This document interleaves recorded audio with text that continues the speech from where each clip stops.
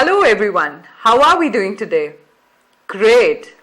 Now in the previous 3 sessions, you have learned to express yourself regarding houses, rooms and schools. Today what we'll be doing in this session is to recap what you have done in the previous 3 sessions. That is, expand on your vocabulary related to houses, schools and rooms.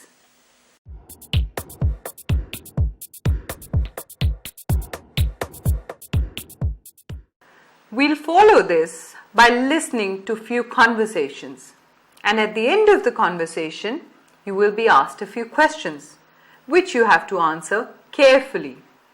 So the conversation 1 will be about making new friends. Conversation 2 is all about a housewarming party. Number 3 is about seeking admission, and conversation 4 is about a room of one's own. You'd also do some exercises on comprehension and usage. So let's get started with conversation number 1. This is called Sonia meets Anu.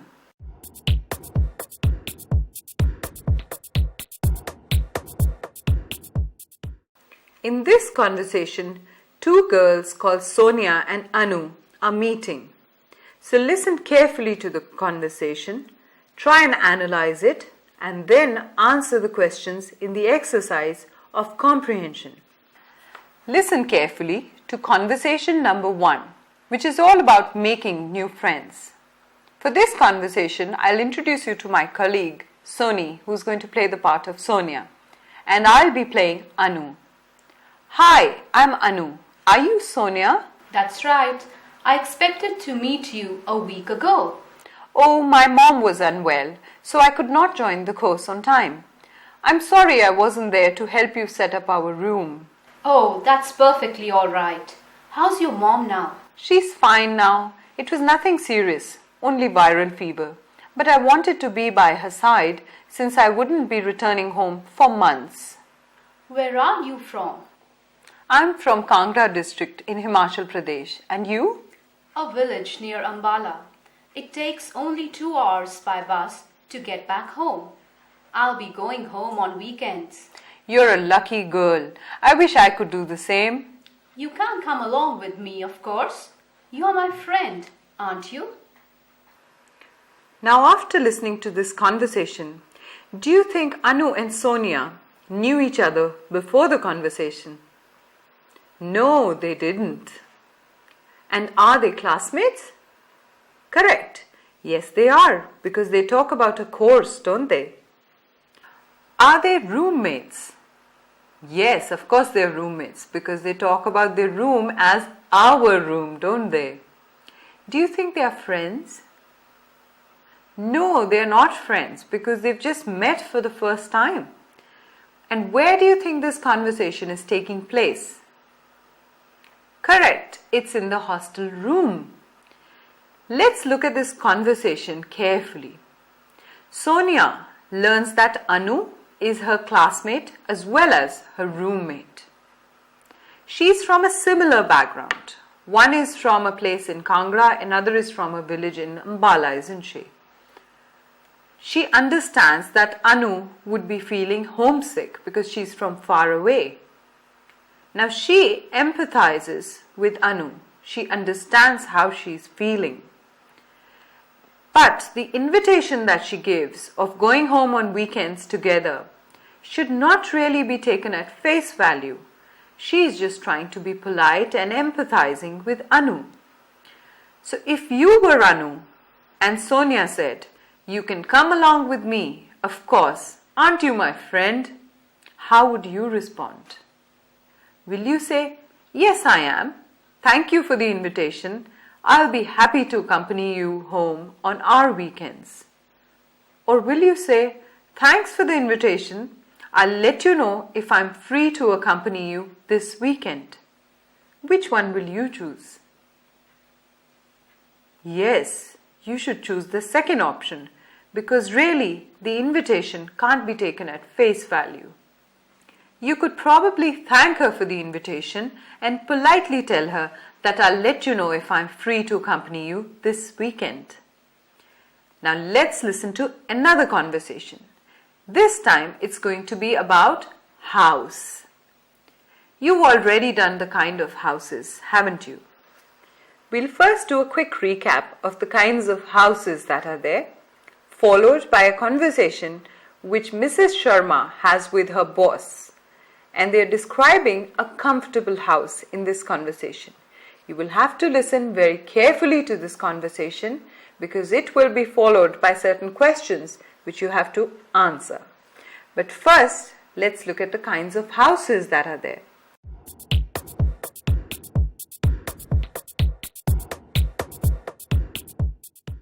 Now open your workbooks. In your workbooks, you will find an exercise regarding this. I will first speak the name of a particular type of house and you have to match it with the correct description. Starting with cottage. What is a cottage? Farmhouse. What do you think is a farmhouse? Duplex. House. House. What do you think is a bungalow? Bungalow. A mansion. What is a mansion? Were you able to spot all the right answers? Let's check.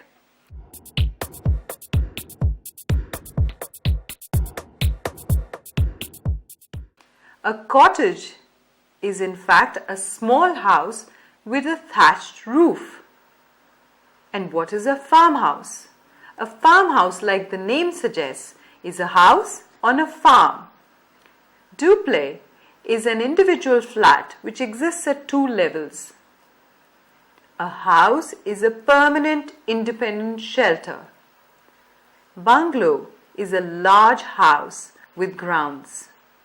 And a mansion is a luxury home. I'm sure most of you did very well with this exercise. And if some of you didn't do so well, you know where to work hard now. So now listen carefully to the conversation that Mrs. Sharma has with her boss.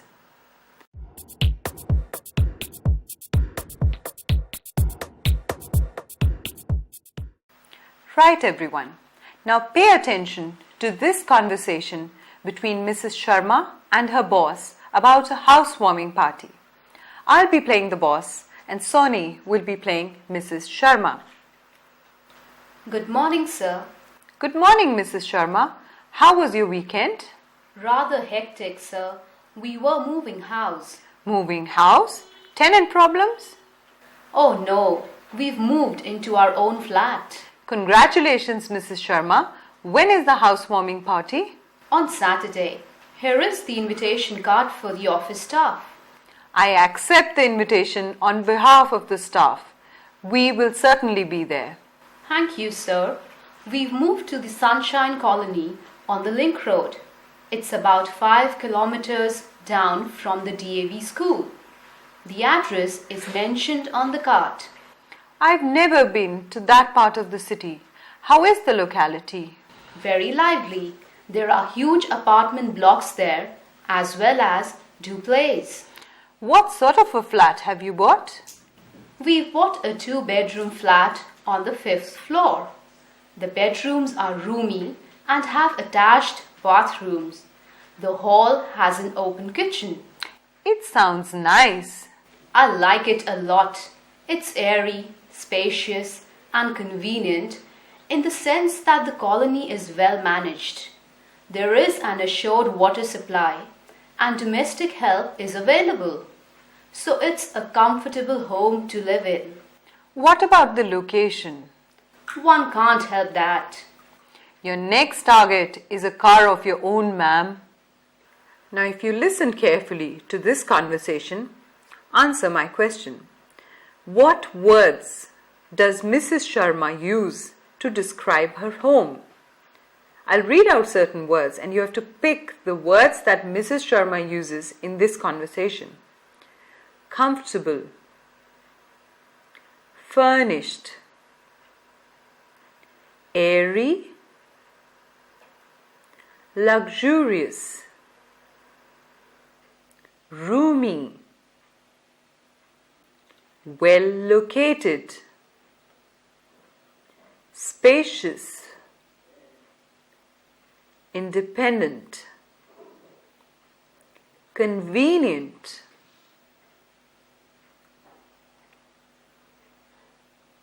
okay, let's see if you got all of them or most of them correct. The words that she uses in this conversation to describe her home are comfortable, airy, roomy, spacious, and convenient.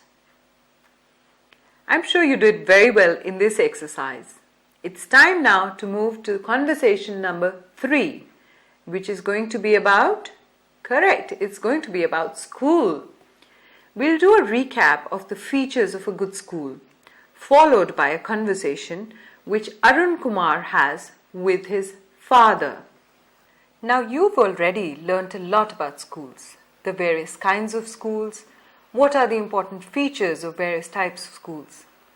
Everyone has a concept of a good school, but there are various factors that a person considers in choosing a good school. Can you think of what might be the factors? Affiliation may be a very important factor. Which board is the school affiliated with?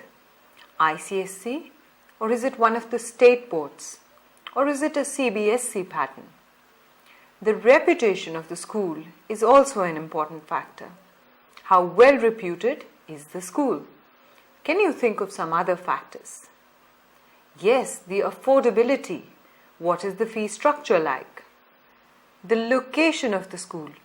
Is it located conveniently to the person concerned? To some people, it is also very important whether the school is a co-educational school or a boys' school or perhaps a girls' school. So this could be an important factor. The size of the school building and the grounds which the school has are also important factors. The teachers of the school, of course, they are an extremely important factor to consider. How knowledgeable are they? How professional are they? Are they experienced? And what are their qualifications? What else do you think might be very important? Correct. The results of the school, the previous results which the school has, is extremely crucial while deciding which school to go to. The establishment of the school, who established the school and when. The learning aids are another important factor which is crucial to most people. What is the library like? Is it well stocked? Are there enough computers? What about the laboratories in the school? Can you think of some more factors now? Yes, the extracurricular activities such as sports and debates. How are the facilities provided by the school? Transport facilities, or maybe the swimming pool which the school has. Also an important factor to consider is the emphasis. What sort of an emphasis does the school place? Does the school think about just the results or also about the all-around development of the child? So these are some of the important factors which a person might consider when considering a school a good school.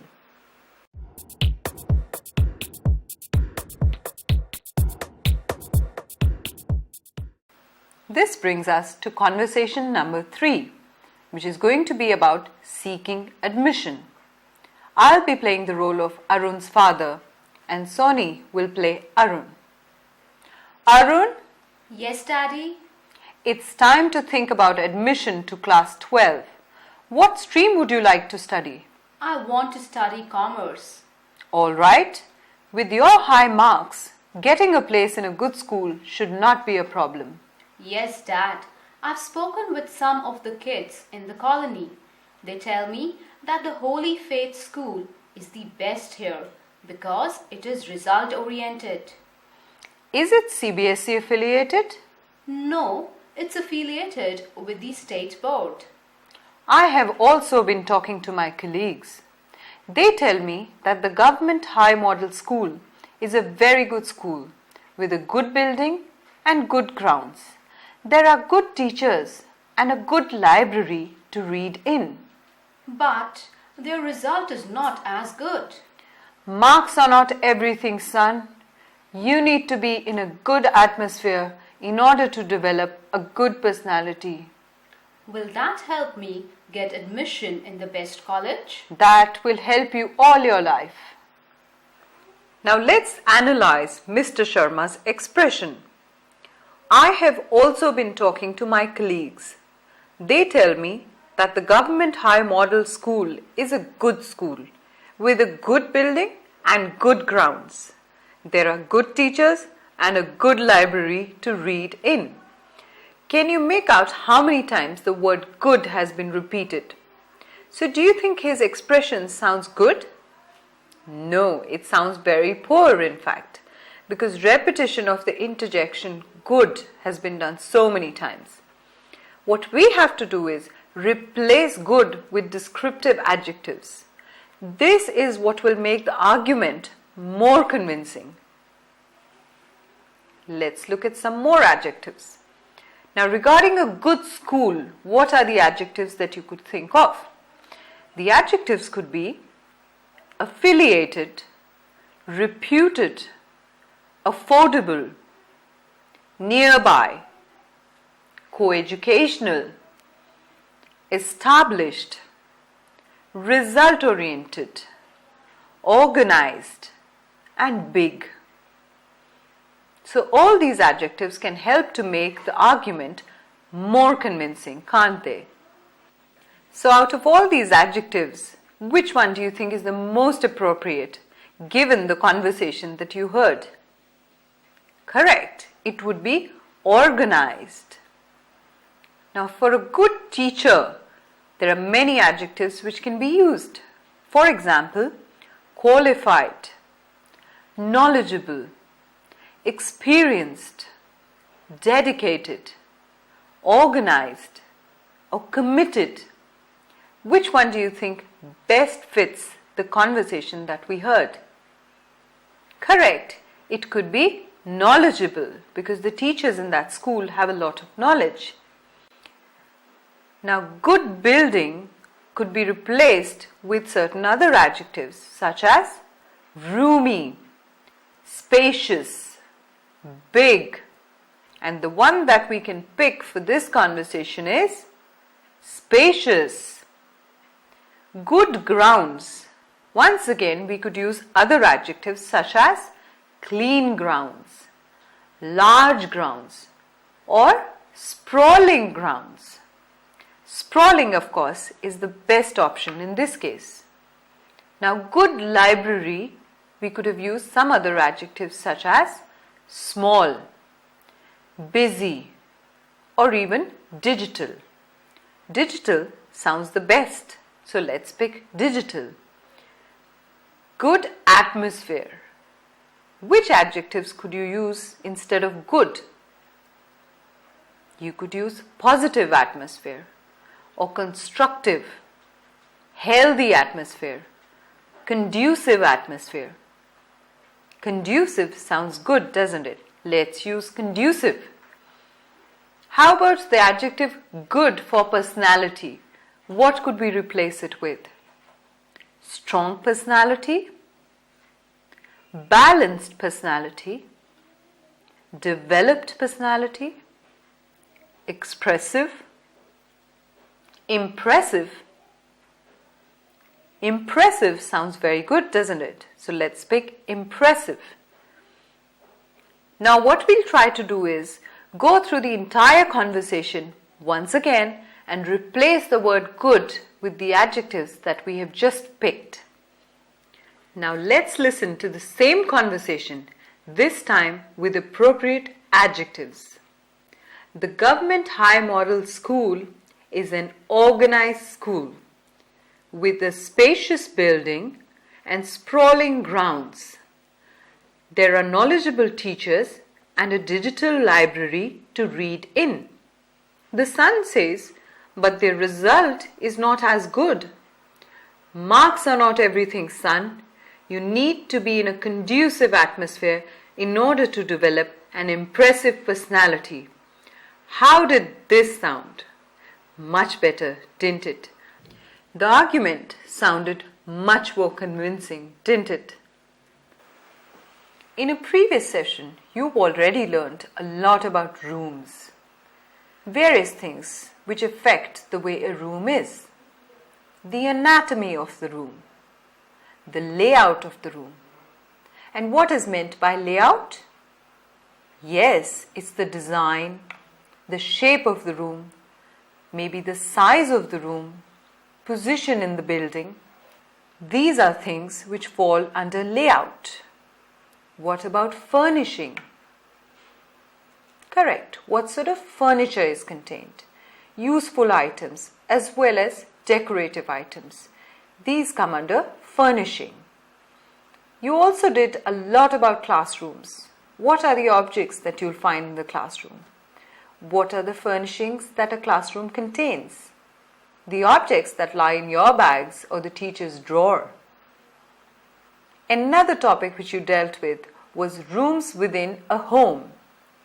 Unconventional names such as hall or the living room or the study, and of course common names like bedrooms, kitchens, bathrooms.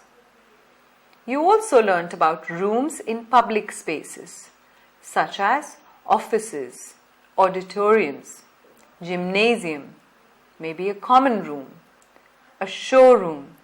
So these are the type of rooms that you covered in a previous session.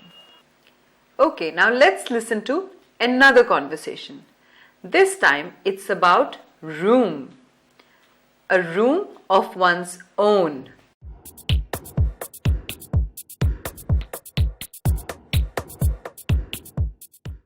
I'll be playing Puneet Garg, who is looking for accommodation, and my colleague Soni will be playing the landlady's role. Good morning, ma'am. I'm Puneet Garg. I'm calling in response to your advertisement. What do you do? I'm doing my B.Tech. I'm staying in my college hostel at present, but I'm unable to concentrate on my studies and want a room of my own. The advertisement is for a fully furnished annexee. There is one bedroom with an attached bathroom. There is a kitchen counter in the bedroom itself. That sounds fine, ma'am. I don't plan to cook a full-fledged meal. You can easily make yourself a cup of tea. I see. Well, I need a furnished place. When may I come to see the room? As soon as possible. One last question. What does fully furnished mean as per your advertisement? It means that you can move in with your personal belongings. We provide everything from furniture to utensils. By fully furnished, which items are meant? Bed, study table, cupboard, cooking range, a refrigerator, a computer, rug, towel, toothbrush, shoes, photo frames, curtains. Now, of all these items, which ones do you think are included in fully furnished? The word fully furnished would definitely include a bed, study table, a cupboard, cooking range, a refrigerator, perhaps a rug, some cups, and curtains. Having listened to this conversation, why do you think is Puneet interested in the room? Is it because it is a good bargain? Do you think it's because it's fully furnished? Or because it is a spacious set of rooms? Or do you think because it is an annexee set and it would be peaceful? Correct. One reason is because it is fully furnished. Another is, as an annexee set, it would be peaceful. So these are the two reasons why Puneet is interested in this particular room. How did you find today's session? Did it help to reinforce the basics that you've already learned with respect to talking about a house or a room or your school? Could you see how much of a difference it makes just by changing adjectives to more expressive ones? So today, you've been able to recap the previous 3 sessions which have been conducted. Today, you heard 4 conversations. The first one was about making new friends. So you heard the conversation between Sonia and Anu and how to analyze the conversation between 2 people. Conversation 2 was all about housewarming party. So you heard Mrs. Sharma speaking to her boss. It also helped you to see how she described her new house. Conversation 3 was all about seeking admission, and you saw the argument between the son and the father. How the father's argument did not sound very convincing because lack of proper adjectives. Now this is what happens in real life too. So if you're not equipped with the right adjectives, you just continue using the same words over and over again. Conversation 4 was all about a room of one's own. You understood the concept of furnished and unfurnished accommodation and what one could expect from a furnished accommodation. You learned how to express oneself while stating the requirements for a flat. You also learned that if you were looking for accommodation, how do you state your requirements? And as a landlord, how do you state your requirements from the tenant? So this is what we did in today's session. I hope you're able to implement what you've learned in today's session in your day-to-day life, because that is very important. That is what will truly make a difference to the language that you speak. So do lots of practice and put in a lot of hard work. Goodbye for now.